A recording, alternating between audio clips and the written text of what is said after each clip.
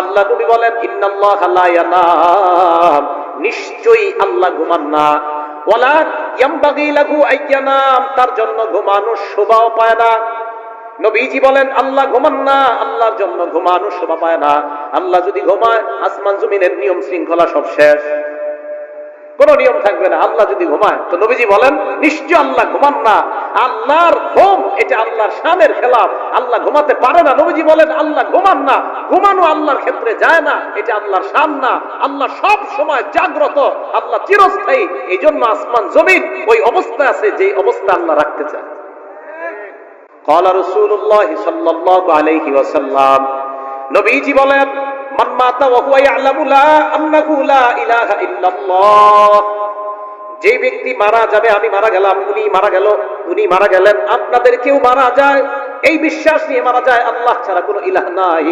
আহলুস সুন্নাত ওয়াল জামাত এই হাদিসের অনুবাদ করে মান মাতা ওয়া হুয়া মুওয়াহহিদুন বিল্লাহ, অথবা মান মাতা মুওয়াহহিদান বিল্লাহ, কেউ যদি আল্লাহর একত্ববাদের স্বীকার করে মারা যায়, দাখালাল জান্নাহ, আল্লাহ নবী বলেন আমি তোমাকে গ্যারান্টি দিলাম তুমি একদিন আল্লাহর জান্নাতে প্রবেশ করবা। একত্ববাদের বিশ্বাস নিয়ে দুনিয়া থেকে যাওয়া। বলেন আমাদের রব কয়জন? ইলাহ পৃথিবীতে কয়জন? আসমান জমিনে যত জগৎ হতে পারে সমস্ত জগতে ইলাহ কয়জন? হ্যাঁ, এই বিশ্বাস নিয়ে কবরে যেতে পারলে ইনশাআল্লাহ জান্নাত পাওয়া যাবে।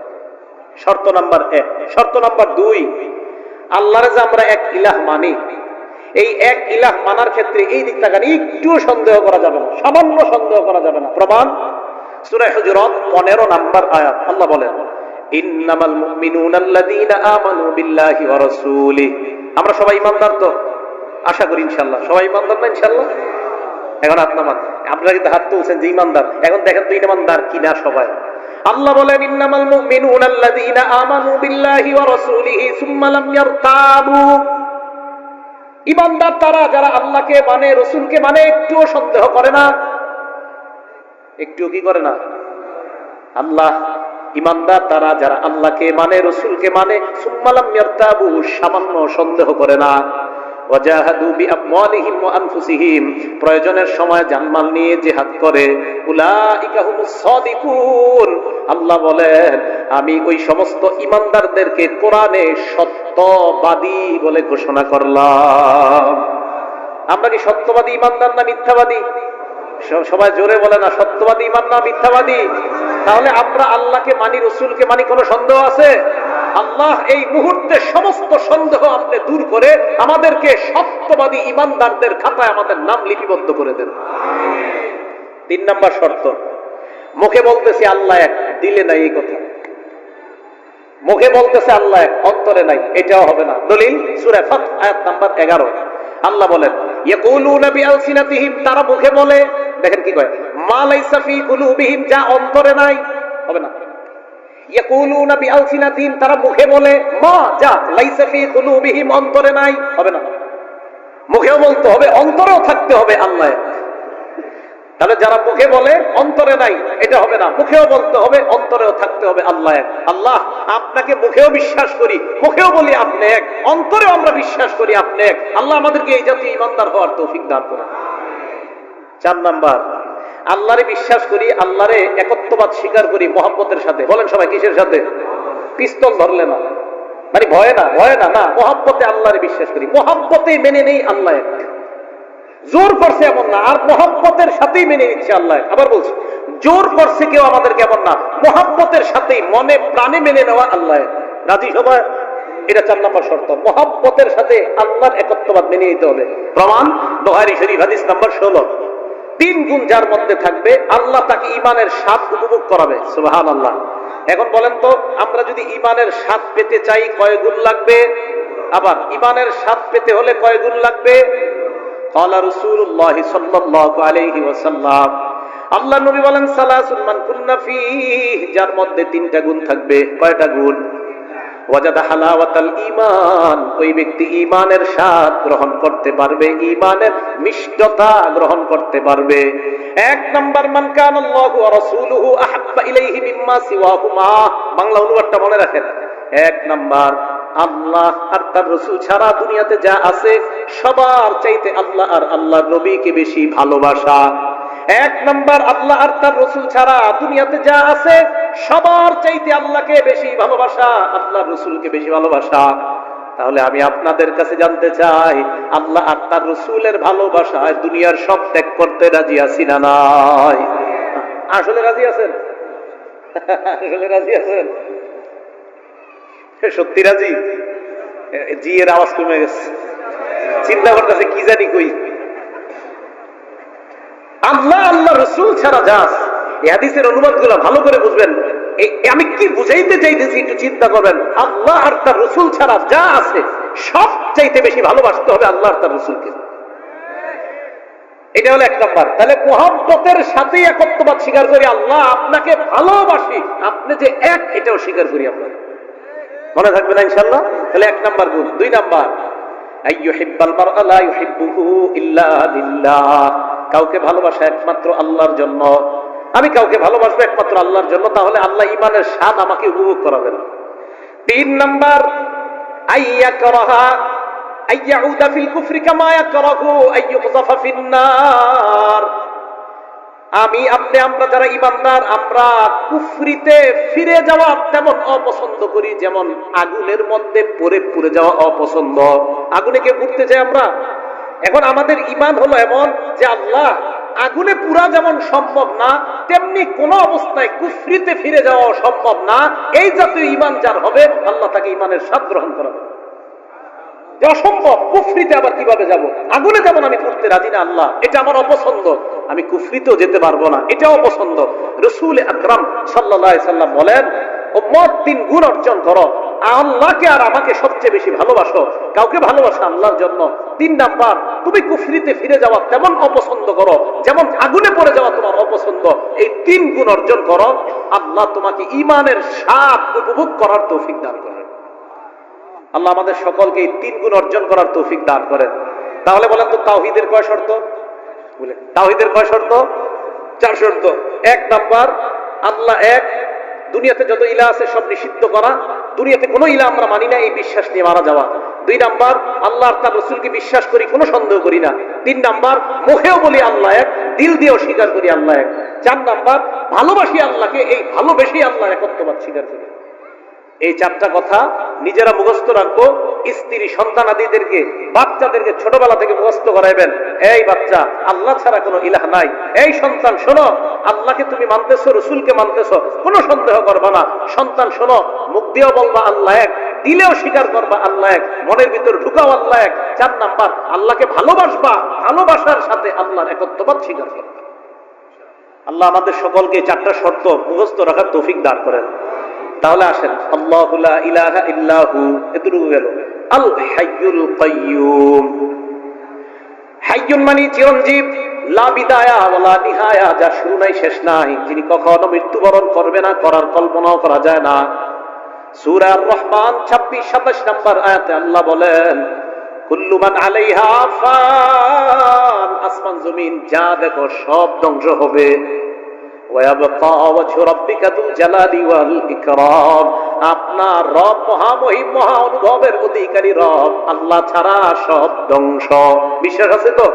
আল্লাহ ছাড়া যা আছে সব ধ্বংস হয়ে যাবে। তিনি হাই, তিনি মৃত্যুবরণ করবে না, তিনি হাই, তিনি চিরঞ্জীব। এরপরে আল্লাহ বলেন আল কাইয়্যুম, তিনি নিজে স্থিতিশীল, চিরস্থায়ী, তিনি ক্ষণস্থায়ী না। এখন প্রশ্ন, ক্ষণস্থায়ী কি? আসমান তো স্থিতিশীল, আসমান স্থিতিশীল না? এ দেখেন, আসমান তো স্থিতিশীল, দাঁড়িয়ে আছে, জমিনও দাঁড়িয়ে আছে, মানে আপন অবস্থায় আছে। তো এই দুইটা স্থিতিশীল হলেও আল্লাহর হুকুম যতক্ষণ থাকবে ততক্ষণ এইগুলো এইভাবে থাকবে, হুকুম থাকবে না, ধ্বংস হয়ে যাবে। প্রমাণ সূরা রুমের 25 নম্বর আয়াত, আল্লাহ বলেন, ওয়ামিন আয়াতিহি আন তাকুমাস সামাউ ওয়াল আরদু বিআমরি, আল্লাহর নিদর্শনাবলীর মধ্যে এটাও একটা নিদর্শন, আসমান আর জমিন আল্লাহর হুকুমে দাঁড়ায় আছে। সূরা মুমিনের 57 নম্বর আয়াতে আল্লাহ বলেন, লা খালকুস সামাওয়াতি ওয়াল আরদ আকবারু মিন খালকিন নাসি ওয়ালাকিন্না আকসারান নাসি লা ইয়ালামুন, আসমান আর জমিন সৃষ্টি করা মানুষ সৃষ্টির চেয়ে বড় বিষয়। এ মানুষ, তুমি কল্পনা করো, তুমি হাঁটার জন্য 2টা পা আছে, আসমান দাঁড়ানোর জন্য কোনো খুঁটি নাই। তাহলে তোমার চাইতে বড় বিষয় হলো আসমান বানানো, জমিন বানানো। এই আসমান আর জমিন আমি আল্লাহ বানাইলাম, আমি এই আসমান জমিন বানানোর পর আমি যতক্ষণ চাইবো ততক্ষণ এইগুলা এই অবস্থায় থাকবে, আমি যখন চাইবো না কুল্লুমান আলাইহা ফান, সব ধ্বংস হয়ে যাবে। এই জন্য আসমান কাইয়ুম না, জমিন কাইয়ুম না, কাইয়ুম একমাত্র কে? আল্লাহ চিরস্থায়ী, আল্লাহ চিরস্থায়ী, এই বিশ্বাস নেওয়া। তাহলে হাইয়ুন কাইয়ুম। এবার আমার সাথে এই দুইটা শব্দ সবাই বলেন, হাই কাইয়ুম। এখন কি করবেন আপনারা যাদের মেয়ের বিয়ে হয় না, দীর্ঘদিন যাবত বিয়ে চেষ্টা করতেছেন, বিয়ে হচ্ছে না, আপনারা কি করবেন? আল্লাহরে বলবেন, ইয়া হাইয়ু ইয়া কাইয়ুম, হে হাই হে কাইয়ুম, আমার মেয়ের বিয়ে হচ্ছে না 3 বছর, আল্লাহ আপনি বিয়ের ব্যবস্থা করায় দেন। এই হাই আর কাইয়ুম বলে আল্লাহর কাছে এটা বলবেন। কেন বলবেন? দুইটা হাদিস শুনেন, তারপর বুঝবেন। প্রথম হাদিসটা আসছে মুসনাদে আহমদ কিতাবের একটা ভার্সন আছে, নাম তাখরিজুল মুসনাদ, হাদিস নাম্বার 27611 নাম্বার হাদিস। এই হাদিসের বর্ণনাকারী আসমা বিনতে ইয়াজিদ রাদিয়াল্লাহু তাআলা আনহা, তিনি বলেন, সামিআতু রাসূলুল্লাহি সাল্লাল্লাহু আলাইহি ওয়াসাল্লাম ইয়াকুল ফি হাযিহিল আয়াতাইন ফি সূরাতিল বাকারা ওয়া সূরাতি আলি ইমরান, নবীজিকে আমি বলতে শুনলাম সূরা বাকারার 255 নাম্বার আয়াত, আল্লাহু লা ইলাহা ইল্লা হুয়াল হাইয়ুল কাইয়ুম, এই আয়াতের ব্যাপারে শুনলাম। সূরা আলী ইমরানের 2 নাম্বার আয়াতের ব্যাপারে শুনলাম। নবীজি কি বলে দেখেন, ইন্না ফীহিমা ইসমাল্লাহিল আযম, নবীজি বলেন এই 2 সূরার মধ্যে ইসমে আযম আছে। ইসমে আযম, আল ইসমুল আযম, এই 2 আয়াতের মধ্যে ইসমে আযম আছে। নবীজি বললেন আল্লাহর মহান 2টা নাম আছে এই 2 আয়াতের মধ্যে। সেই 2টা নাম হলো 1 নাম্বার হাইয়ুন, 2 নাম্বার কাইয়ুম। তাহলে বলেন তো আল্লাহর মহান নাম 2টা সবাই বলেন কি কি? আবার আল্লাহর মহান নাম 2টা কি কি? এই হাইয়ুন কাইয়ুম দিয়ে দোয়া করলে যে দোয়া কবুল হয়, এই কথা কই আছে? তাখরিজুজ জাদিল মাআদ একটা কিতাব আছে, এই কিতাবের 4 নাম্বার হলো 188 নাম্বার পৃষ্ঠা। নবীজির সাহাবা আবু উমামা রাদিয়াল্লাহু তাআলা আনহু বলেন, ইসমুল আযম আল্লাযী ইযা দুইয়া বিহি আজাবা, আল্লাহর মহান 2টা নাম হাইয়ুন কাইয়ুম নিয়ে বান্দা যখন দোয়া করবে সাথে সাথে দোয়া কবুল হয়ে যায়। আবার বলছি, ইসমে আযম 2টা হাইয়ুন কাইয়ুম দিয়ে যখন বান্দা দোয়া করে তার দোয়া কবুল হয়ে যায়। হাইয়ুন এবং কাইয়ুম দিয়ে দোয়া করলে দোয়া কবুল করেন কে? আল্লাহ দোয়া কবুল করেন। এবার ওই সাহাবা বলেন, তোমরা হাইয়ুন কাইয়ুমকে 3টা সূরার মধ্যে তালাশ করবা। 1 নাম্বার সূরা বাকারা 255 নাম্বার আয়াত, আয়াতুল কুরসিতে তালাশ করবা। 2 নাম্বার সূরা আলী ইমরানের 2 নাম্বার আয়াতে তালাশ করবা। সূরা আলী ইমরানে আছে কিন্তু দেখবেন, আলিফ লাম মিম আল্লাহু লা ইলাহা ইল্লা হুয়াল হাইয়ুল কাইয়ুম। 3 নাম্বার সূরা তাহার 111 কত? 111, মাশাআল্লাহ, কত হয়? 111 নাম্বার আয়াতে তালাশ করবা। ওয়া আনাতিল উজুহু লিল হাইয়িল কাইয়ুম, সব মানুষ চিরঞ্জীব চিরস্থায়ী আল্লাহর সামনে মাথা নত করবে। সুবহানাল্লাহ। এই হাইয়ুন কাইয়ুম 3 আয়াতে তালাশ করো। এই আয়াত দিয়ে দোয়া করার সাথে সাথে এই 2টা নাম দিয়ে দোয়া করবা, ইয়াকিন রাখবা, বিশ্বাস রাখবা, আল্লাহ তোমার দোয়া কবুল করবে। তাহলে ভাই কোন 2টা নাম নিয়ে আমরা দোয়া করব? হাইয়ুন কাইয়ুম, ইনশাআল্লাহ আল্লাহ দোয়া কবুল করবে। এবার পরের আয়াত, আমরা দ্বিতীয় অংশে যাই। লা তাখুযুহু সিনাতু ওয়ালা নাওম, তন্দ্রা ঝিমুনি ভাব আল্লাহকে স্পর্শ করে না। ওয়ালা নাওম, নিদ্রা ঘুম আল্লাহকে স্পর্শ করে না। তন্দ্রাও আসে না, ঝিমুনি ঘুমের আগে যেটা ভূমিকা যেটা, এটাও আল্লাহকে স্পর্শ করে না। একদম চূড়ান্ত ঘুমিয়ে যাওয়া, এটাও আল্লাহকে স্পর্শ করে না। মানুষ একটু ভাবেন আমার রব কত বড় মহান, সামান্য মুহূর্তের জন্য তাকে জীবনে স্পর্শ করে না, তো এই রবকে রব মানবো না তো কাকে মানবো? সামান্য সময় তার কোনো তন্দ্রা আসে না, নিদ্রা আসে না। রব তো তিনিই হয়, ইলাহ তো তিনিই হয়। লা তাখুযুহু সিনা, তাকে তন্দ্রা স্পর্শ করে না। ওয়ালা নাওম, নিদ্রা স্পর্শ করে না। ইবনে মাজাহ কিতাবের নাম, হাদিসের কিতাব, 196 নাম্বার হাদিসে আল্লাহ রাসূল বলেন, ক্বালা রাসূলুল্লাহ সাল্লাল্লাহু আলাইহি ওয়াসাল্লাম, আল্লাহ নবী বলেন, ইন্নাল্লাহা লা ইয়ানাম, নিশ্চয়ই আল্লাহ ঘুমান না। ওয়ালা ইয়ামবাগি লাহু আইয়ানাম, তার জন্য ঘুমানোর শোভাও পায় না। নবীজি বলেন আল্লাহ ঘুমান না, আল্লাহর জন্য ঘুমানো শোভা পায় না। আল্লাহ যদি ঘুমায় আসমান জমিনের নিয়ম শৃঙ্খলা সব শেষ, কোন নিয়ম থাকবে না। আল্লাহ যদি ঘুমায়, তো নবীজি বলেন নিশ্চয় আল্লাহ ঘুমান না। আল্লাহর ঘুম এটা আল্লাহর শানের খেলাফ, আল্লাহ ঘুমাতে পারে না। নবীজি বলেন আল্লাহ ঘুমান না, ঘুমানো আল্লাহর ক্ষেত্রে যায় না, এটা আল্লাহর শান না। আল্লাহ সব সময় জাগ্রত, আল্লাহ চিরস্থায়ী। এই জন্য আসমান জমিন ওই অবস্থায় আছে যে অবস্থা আল্লাহ রাখতে চায়। ভাই কথাগুলো সবার বুঝে আসছে? লাহু মা ফিস সামাওয়াতি ওয়া মা ফিল আরদ, আসমান জমিনের সব কার? সবাই বলেন সব কার? ঈমানদাররা কার? বেঈমানরাও কার? যারা আল্লাহ মানে তারা কার? যারা আল্লাহ মানে না তারাও কার? হ্যাঁ, আল্লাহ বলেন দুনিয়ার মধ্যে মানো না, কিয়ামতের ময়দানে সেদিন ঠিকই স্বীকার করবা আমি আল্লাহ আছি, লাভ হবে না। দলিল সূরা মারইয়ামের 93 নম্বর আয়াতে আল্লাহ বলেন ইন কুল্লু মান ফিস সামাওয়াতি ওয়াল আরদ ইল্লা আতির রহমানি আবদা, আসমান জমিনের যা আছে সবাই কিয়ামতের ময়দানে বান্দা হয়ে নত হয়ে আমি আল্লাহর সামনে উপস্থিত হবে। সুবহানাল্লাহ। এটা জানাই দেন অবিশ্বাসীদেরকে, ভাই তোমরাও আল্লাহর সামনে নত হবা কিয়ামতের মাঠে। তাহলে আসমান জমিনের সব আল্লাহ। আর আল্লাহ বলেন দুনিয়াতে মানো আর না মানো, কিয়ামতের মাঠে কিন্তু সবাই মানবা, তবে সেদিন ইমানদাররাই লাভবান, আর বেঈমান যারা তোমরা লাভবান না, সেদিন আমাকে মানলে লাভ নাই, ঠিকানা জাহান্নাম। লাহু মা ফিস সামাওয়াতি ওয়া মা ফিল আরদ মান যাল্লাযী ইয়াশফাউ ইনদাহু ইল্লা বিইজনিহি, কে আছে এমন যে আল্লাহর কাছে সুপারিশ করতে পারে আল্লাহর অনুমতি ছাড়া? আল্লাহর অনুমতি ছাড়া সুপারিশ করার ক্ষমতা নবীদেরও নাই। কি বললাম? আল্লাহর অনুমতি ছাড়া সুপারিশ করার ক্ষমতা আমি আপনি তো দূরের কথা, নবীরাও করতে পারবে না, অনুমতি আল্লাহর লাগবে, এরপরে সুপারিশ করবে। প্রমাণ সূরা আন-নাজম 27 নম্বর পারা 6 নম্বর পৃষ্ঠা শুরু আয়াতটা দেখবেন, ওয়া কাম মিন মালাকিন ফিস সামাওয়াতি লা তুগনি শাফাআতুহুম শাইআ, সূরা নাজম 26 নম্বর আয়াত। এই আয়াতে আল্লাহ বলেন ওয়া কাম মিন মালাকিন ফিস সামাওয়াত, আসমানে যত ফেরেশতা আছে, লা তুগনি শাফাআতুহুম শাইআ, তাদের সুপারিশ কোনো কাজে আসবে না। আসমানের ফেরেশতারা তোমার জন্য সুপারিশ করলে কাজে আসবে না, তো আল্লাহ কখন কাজে আসবে? আল্লাহ বলেন ইল্লা মিন বাদি আইয়াযানাল্লাহু লিমাইয়াশা ওয়া ইয়ারদা, আল্লাহ যার জন্য চায়, যার প্রতি আল্লাহ সন্তুষ্ট, তার ব্যাপারে যদি আল্লাহ কোনো ফেরেশতা কোনো নবীকে বলে সুপারিশ করো, তখন ওই সুপারিশ কার্যকরী বলে গণ্য হবে।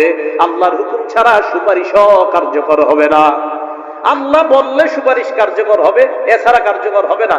এখন আমি আপনি কিভাবে বলে দেই কোনো সমস্যা নাই, 2 রাকাত নামাজ পড়, আর জিন্দেগিতে কিছু লাগবে না, আমি তো কিয়ামতের মাঠে তুলে নিয়ে যাবো জান্নাতে, অথচ আল্লাহর হুকুম ছাড়া সুপারিশও করতে পারবে না। এটি কিভাবে আপনাকে জান্নাতে নেয়? এটা সত্য কথা না। যিনি এটা বলে আসলে এটা সঠিক কথা না, এটা অন্যায় কথা। ইবাদত করতে হবে মরণ পর্যন্ত। দলিল সূরা হিজর 99 নম্বর আয়াত, একদম সূরা হিজরের শেষ আয়াত 14 নম্বর পারা 6 নম্বর পৃষ্ঠা, একদম দেখবেন সূরা হিজরের 99 নম্বর আয়াত, ওয়া'বুদ রাব্বাকা হাত্তা ইয়াতিয়াকাল ইয়াকিন, এই মরণ আসা পর্যন্ত তুমি তোমার রবের ইবাদত করো। বলেন এই আয়াত কি পীর মুরিদ আলাদা আলাদা না পীর মুরিদ উভয়ের জন্য? সবার জন্য। তো কিভাবে এই কথা বলেন 2-4 রাকাত পড়ো, বাকিগুলো আমি দায়িত্ব নিই? এটা সঠিক না, এটা অন্যায় কথা। আল্লাহ আমাদেরকে এই জাতীয় অন্যায় কথা থেকে বেঁচে থাকার তৌফিক দান করেন। ইয়ালামু মা বাইনা আইদিহিম, আমার আপনার আগে পরের সব জানে কে? এখন বৃষ্টি আসবে কিনা কে জানে? একটু পরে বৃষ্টি থামবে কিনা কে জানে? আল্লাহ একটু পরে বৃষ্টি কতটুকু দিবে কে জানেন? আগামীকাল আমি আপনি পৃথিবীতে থাকবো কিনা কে জানে?